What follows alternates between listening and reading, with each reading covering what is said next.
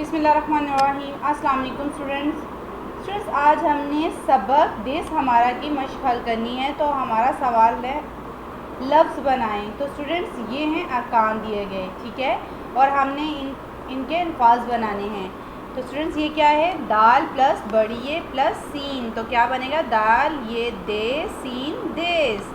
इसी तरह अलिमत आ नून आ खे अंक।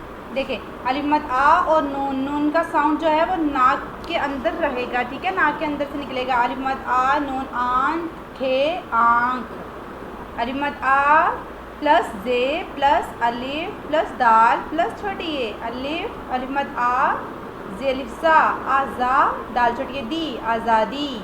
इसी तरह काफ प्लस रे प्लस बे प्लस अलिफ प्लस नून, क्या बनेगा, काफ रे कुर बे अलिफ बा कुरबा नून कुर्बान। तो इसको लिखना स्टार्ट करते हैं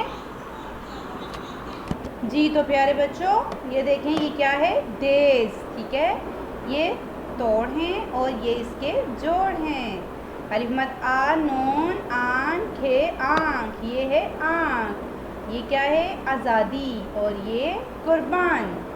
अगला सवाल है जी, जवाब दें। देश का क्या मतलब होता है।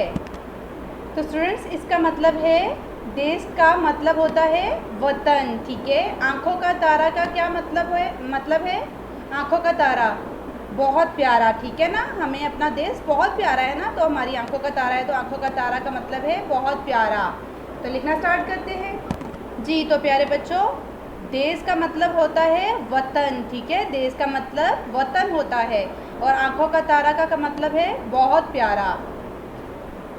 नेक्स्ट है जी, मिलती जुलती आवाज़ वाले अल्फाज में लाएं। जैसे कि हमारा और तारा है, इसी तरह हम और आन आएगा कि कम, हम कम, ठीक है। तो हमने इसको इसके साथ मैच कर दिया। और शान, शान का हम आवाज़ है आन, ठीक है स्टूडेंट।